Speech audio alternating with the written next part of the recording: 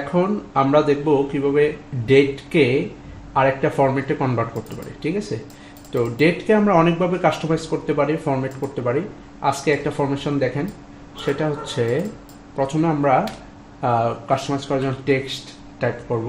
Text চলে আসছে, দেন আমাদের ভ্যালু এটা, তারপর কমা দিয়ে ইনভার্টেড কমার মধ্যে আপনি ফরম্যাট টেক্সট, আপনি কী রকম ফরম্যাটে চান।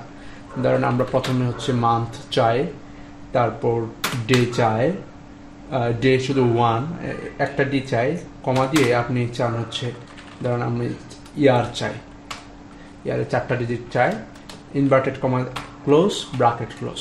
ওকে, দেন দেখেন জানুয়ারি চলে আসছে, কিন্তু দেখেন প্রথম হচ্ছে মান্থ 4টা দিলাম, ফুল মান্থ চলে আসলো, ডে একটা দিলাম। যদি আমি ডে 2টা দিই, দেখেন ডে এভাবে আসছে।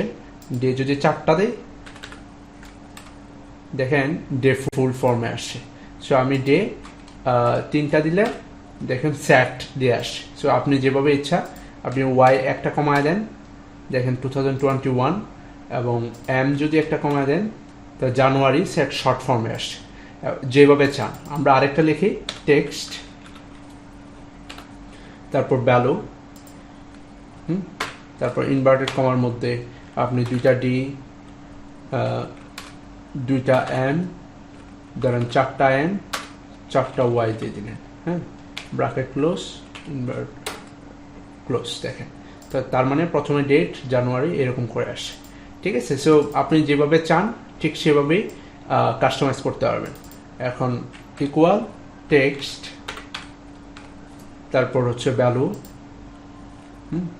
ইনভার্টেড কমা, তারপর হচ্ছে ধরেন হচ্ছে 4টা ওয়াই, 2টা ওয়াই, 2টা এন, 2টা ডি, উল্টা করে দিলাম, হ্যাঁ, ব্র্যাকেট ক্লোজ।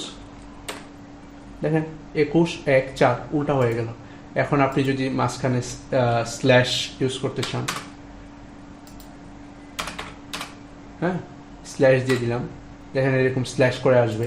তো এইরকম করে আপনারা চাইলে ডেটকে এইভাবে মডিফাই করতে পারেন এবং নিজের ইচ্ছা মতো যেভাবে চান সেভাবে সাজায় নিতে পারেন।